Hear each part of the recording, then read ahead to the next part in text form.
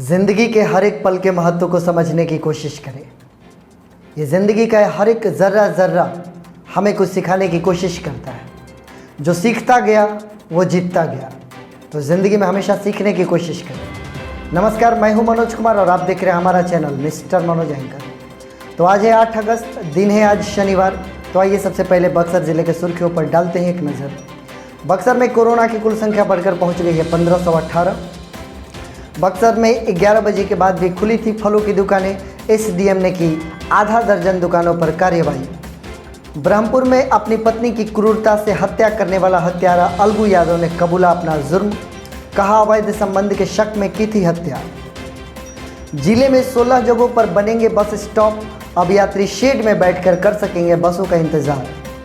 बालू लदे 11 overloaded trucks को चौसा के कर्मनाशा नदी के समीप किया गया जब्त।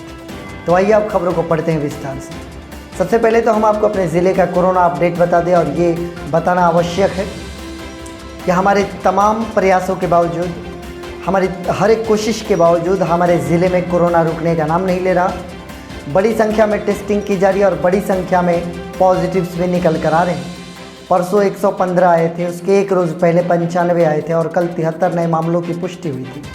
इस प्रकार से अभी हमारा बक्सर ज़िला हमारे बिहार में एक अच्छा खासा स्थान बनाए हुए है कोरोना संक्रमण के मामले में। हमारे बक्सर ज़िले की कोरोना संक्रमण की कुल संख्या अभी 1518 है। हालांकि यह बताना अनिवार्य है आप लोगों को कि 872 लोगों ने इसमें रिकवरी कर लिया है। अभी हमारे यहाँ जो इलाजरत पेशेंट्स हैं, जो आइसोलेशन सेंटर में हैं अभी, उनकी संख्या 646 है। जबकि आप लोगों को पहले से ज्ञात है कि कोरोना से 2 लोगों की मृत्यु हमारे बक्सर ज़िले में हो चुकी है। इस कोरोना काल में कई ऐसी चीज़ें हैं जो कि बड़ी विपत्ति बनकर हमारे सामने आई है। न केवल ये कोरोना, बल्कि कोरोना के कारण अन्य जो समस्याएं हमारे जीवन में उत्पन्न हुई हैं वह लोगों को ज़्यादा परेशान कर रही हैं। जैसे लोगों के धंधे अभी बंद हैं, कई लोगों के व्यवसाय चौपट है, शिक्षण संस्थान का बंद होना, मजदूरों को नौकरी न मिलना, बड़ी संख्या में पलायन करके लोग बिहार पहुंचे हैं, उनके लिए नौकरी की तलाश होना। ये तमाम ऐसी समस्याएं हैं जिसने कि निश्चित तौर पर हमारे देश के लोगों को, हमारे बिहार के लोगों को, हमारे बक्सर ज़िले के लोगों को बहुत ज़्यादा परेशान कर रखा है। बहुत सारे लोगों का ऐसा कहना है कि कोरोना से जितने हम परेशान नहीं हैं, उतना अभी बेरोज़गारी और भुखमरी से लोग परेशान हैं।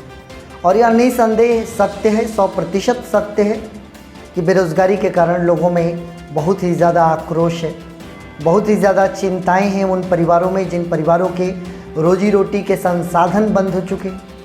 बहुत चिंताएं हैं बच्चों के भविष्य को लेकर। आने वाला समय इन परिवारों पर कैसा होगा ये कोई नहीं जानता।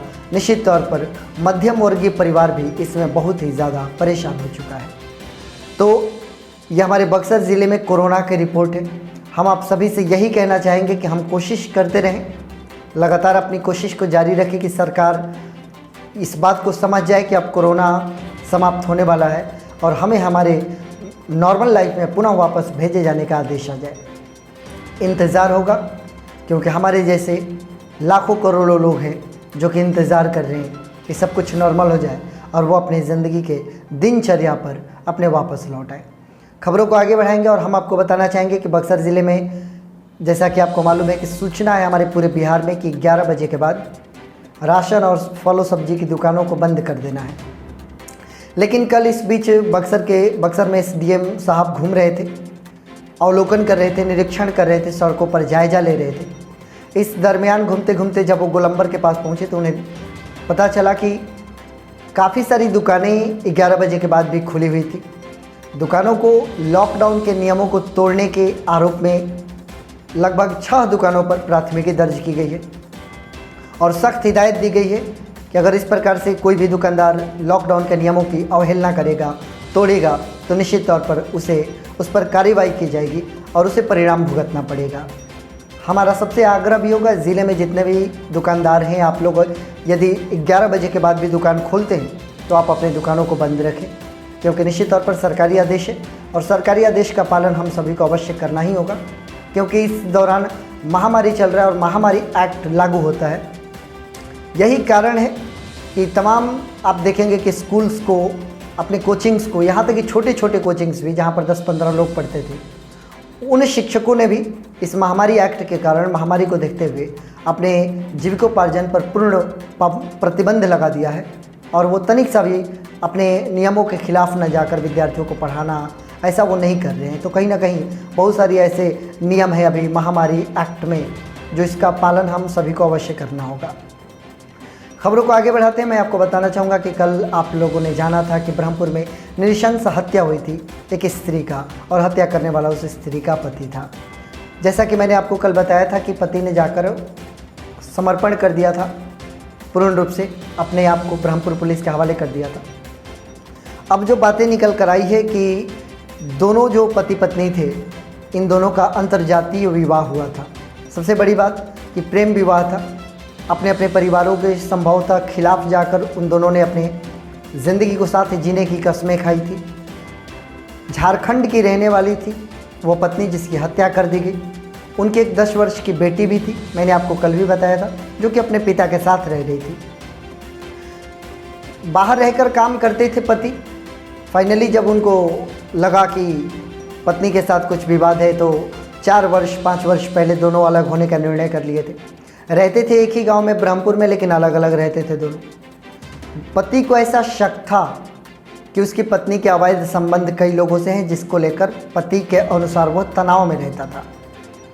अभी जब कोरोना काल में अपने गांव लौटकर आया था, तो उसके कथनानुसार उसने अपने पत्नी को मनाने की कोशिश की थी, अपने साथ रहने को कहा था, लेकिन पत्नी ने नहीं माना, जिसके कारण उसका कहना था कि वह तनाव की ज़िंदगी जी रहा था। तनाव में आकर ही वो 3 दिन से हत्या के प्रयास कर रहा था। फाइनली कल जाकर उसको सफलता मिली और मॉल के पास पहले से घात लगा कर बैठा था। पत्नी वहाँ पर पहुँची और धारदार हथियार से उसने अपने पत्नी के गले को काट दिया। मौके पर ही उसकी पत्नी की मृत्यु हो गई। इस घटना को होते हुए प्रत्यक्षदर्शियों ने अपनी नज़रों से देखा। कई जगहों पर वीडियो भी रिकॉर्ड की गई इस घटना की। जो वीडियो में दिख रहा है, ऐसा नहीं कि ब्रह्मपुर के लोगों ने केवल वीडियो बनाने का काम किया। जो वीडियो में दिख रहा है उससे यह पता चलता है कि ब्रह्मपुर के जो लोग वहाँ पर उपस्थित थे, उन लोगों ने पूरी तरीके से कोशिश की, लेकिन चूंकि धारदार हथियार था उस व्यक्ति के पास, तो निश्चित तौर पर कोई अपनी ज़िंदगी को दांव पर नहीं लगा सकता था।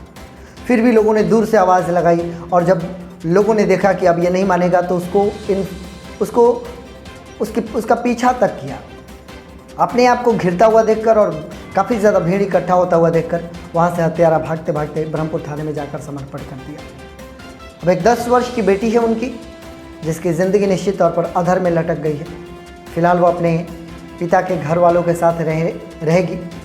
लेकिन ये जो घटना हुई, चाहे जो भी हुआ कारण, चाहे जो भी हो, लेकिन इस प्रकार से नृशंस हत्या करने का निश्चित तौर पर किसी को अधिकार नहीं है। कारण क्या है, चाहे जो भी हो, पति के अनुसार वो बहुत ही अधिक मानसिक तनाव में गुजर रहा था। पता ये भी चला है कि दोनों के बीच 2 मुकदमे भी चल रहे थे। पत्नी ने दहेज का आरोप लगा रखा था अपने पति पर और अपने ससुर पर। एक बार जिस पति ने हत्या की है उसको जेल भी जाना पड़ा था। इसी के कारण पति ने भी मुकदमा दर्ज करा रखा था अपने पत्नी पर। घर के सारे गहने और पैसे लेकर भागने का आरोप लगाया था अपनी पत्नी पर। दोनों ये मुकदमे अभी न्यायालय में चल रहे थे। इस बीच ये घटना घटित हो गई। अब पुलिस आगे की कार्रवाई कर रही है। जेल भेजने की तैयारी पूरी हो चुकी है और निश्चित तौर पर इसमें जो भी अपडेट्स आप आएंगे हम आप लोगों को बताएंगे। खबरों को आगे बढ़ाना चाहेंगे। एक खुशी की खबर है उन लोगों के लिए जो बसों का इंतज़ार करते हैं धूप में खड़े होकर। आए दिन आप अपने गांव के सड़कों पर देखेंगे कि आपके यहाँ कोई व्यवस्था नहीं है इंतज़ार करने का यात्रियों के लिए, जो कि निश्चित तौर पर मुश्किल हालात पैदा करता है। लेकिन अब जब आप सड़क के किनारे खड़े होंगे तो ज़िले में 16 जगहों पर स्थानों को चयनित किया गया है। बक्सर और डुमरांव दोनों अनुमंडलों के 16 जगहों को चयनित करके अब वहाँ पर बस स्टॉप का निर्माण कराया जाएगा, जहाँ पर शेड्स गिराए जाएंगे। जिस प्रकार से बड़े शहरों में आप जाएंगे, मेट्रो सिटीज़ में आप जाएंगे तो शेड वाले बस स्टॉप होते हैं, वहाँ पर यात्री आराम से बैठकर बसों का इंतज़ार कर सकते हैं। बताया ये जा रहा है कि एक शेड पर 1,90,000 रुपये का खर्च आने वाला है। कुल 16 शेड्स का निर्माण होने वाला है और बहुत ही जल्दी इसका शुभारंभ कर दिया जाएगा।